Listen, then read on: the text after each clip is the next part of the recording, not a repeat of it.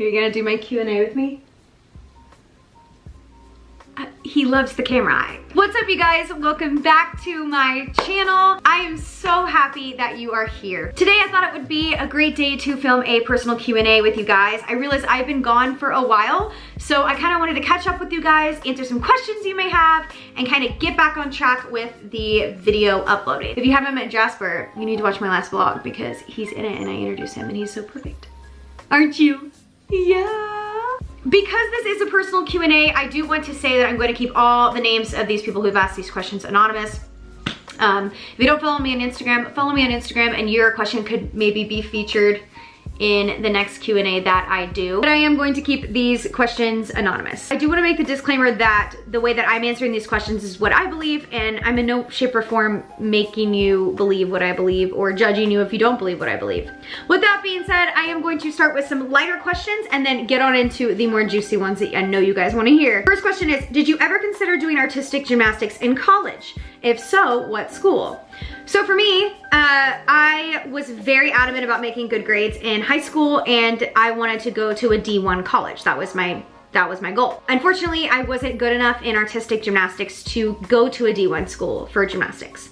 So with that being said, I saw the opportunity with acro and jumped right on that. So I ended up going to school for acro. So to answer your question, no, I could have gone to maybe a smaller school, but for my goals academically, I definitely wanted to go D1. Would you ever move back to Houston? Heck to the no.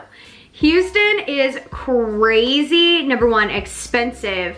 It's so busy. Everywhere takes you 25 to 30 minutes to get to. When I worked for the Texans when I was there, I lived 11 miles from the stadium where we worked, and it took me an hour and a half to get to work and an hour and a half to get home. I was in the car for 3 hours a day just to get to work and get home from work.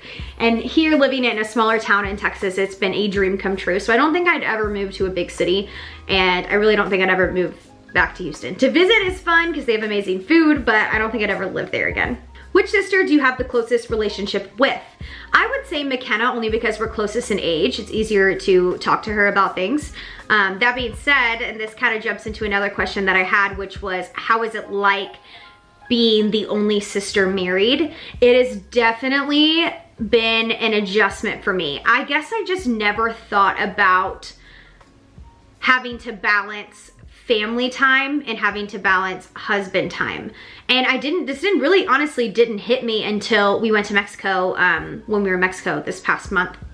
And I was there, and usually on family vacations, McKenna and I are always glued to the hip and doing everything together because we're around the same age, and you know, we can go to bars and that kind of thing, versus my other little sisters can't do that yet. My husband is my priority, but having McKenna there and having all my sisters there and having Wyatt there, it was hard to balance that time with each of them to make it quality time, if that makes sense. It was super interesting and difficult for me to wrap my head around, because on one hand I wanted to hang out with McKenna, but on the other hand I really wanted to hang out with my husband. So it was really weird, to say the least, for me to adjust to. Speaking of the Mexico trip, I've gotten literally a million questions about how I feel about my dad getting engaged. And I kind of answered this in the last vlog I had, but I got this question a million times. I feel like I should address it again here.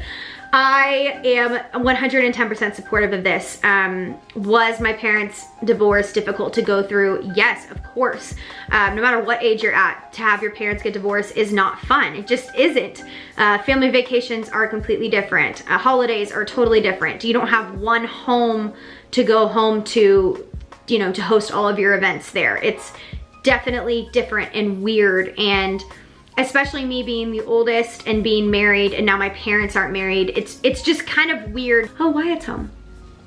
I am 100% supportive. My dad found someone that he adores, who is just like him. They can do everything together. They bring out the best in each other. Jesus is the center of their relationship, and I can't not.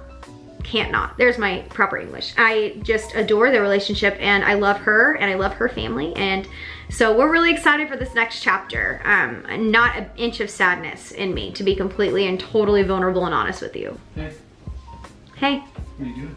Filming a Q&A, and Jasper is in the screen. Well, let me give you a hug. Do you have to leave? Yeah. I'm only gonna be filming for another like 2 minutes. Next question is, did you ever get COVID? Yes, I got COVID. I had it back in October and it was brutal. I got extremely sick, extremely high fever. I never lost my taste or smell. It felt like I had the flu. I mean, I was pretty knocked out in bed for a good week. And the next question is, are you vaccinated? And I am not vaccinated. I love this question. How's married life, ... really? ? Married life is the best. I am obsessed with it. Do we argue and bicker? Yeah, I mean, everyone argues and bickers. If you don't, I don't know how you do that. If something's bothering me, I have to address it right in the moment. I mean, it's crazy. I'm trying to think of an example of something that bothers me. For instance, when Wyatt comes home from work, the way he likes to decompress is he likes to sit in his truck on our driveway and call his friends. Like, just call his friends and talk to his friends or play a game on his phone or whatever. He's just in his truck on his phone. And it just drives me up the wall. I'm better at it now. But I used to take it so personally. I'm like, he doesn't want to see me. Like, literally ridiculous. So I've learned to learn him more, to understand his quirks, to understand how he decompresses, to understand how he needs. Are you snoring? Will you say hi to everyone? They love you. I realized I never made my point on that. What I was saying was, because that bothered me, I addressed the situation to him early on, and he was able to tell me why he was staying out in his truck, and it made me really learn and realize that he's not doing it obviously to hurt my feelings intentionally. He's out there talking to his friends, and that's how he decompresses. That was the point I made. I don't know how I completely hovered over that, but okay, back to the video. A lot of questions I've had are you guys gonna have babies? Yes, of course we're gonna have babies. Not yet. Ideally, if I could create like the perfect timeline, I would have my first baby at 28, and I am 26 right now. I just really enjoy having this alone time with my husband, and we really wanted to travel, but because of the pandemic, we haven't been able to go to places we've wanted to go. Wyatt's never been to Europe. I've been dying to take him to Europe. Ow! And just things like that. We just want to experience life together and make sure we're financially ready and mentally ready and emotionally ready and all those kind of readies to have a, start a family. What is your current job? I love this question. I answer it a lot though, but I just want to reiterate it. I am in the wedding industry. It is such a fun industry to be in. You work with such happy people. I work for a catering company. My title is Director of Special Projects, but that's not really clear. So I set up all the tastings. I've built the website. If you don't know what a tasting is, it's when you have a bride and a groom or an event or whatever, and they want to come in and taste the food before they book it.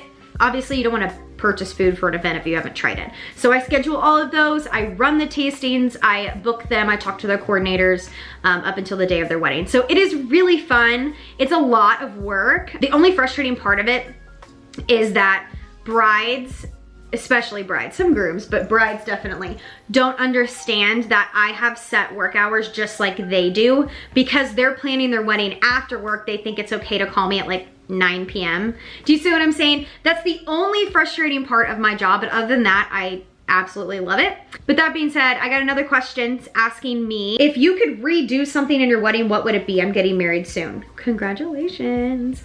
If I could redo my wedding now being in the industry, I would totally cut my guest list down. And this isn't saying I didn't love my wedding day. I'm obsessed with my wedding day. It was the best day ever. But if I could redo my wedding day, I would cut my guest list down to about 150. I had 300 people at my wedding. It was a big, huge wedding. But I would cut my guest list down to 150 and then use that budget money elsewhere to maybe go a little bit more upscale on the food and have an open bar and do that whole thing. So I'd be definitely more meticulous with my budget and have a lower guest count and just elevate the event. Okay guys, those are all the questions that I'm going to answer today. If you have any questions for me or Jasper, make sure you follow me on Instagram so that way we can answer them for you again. He likes looking at himself in my viewfinder. But I am so happy that you guys were able to watch this video, and let me know your thoughts, or if you have any questions or answers or anything you want to chat about, leave me a comment. I love reading comments. He does too. Do love reading comments. I love you guys, and I will see you in my next video. Bye.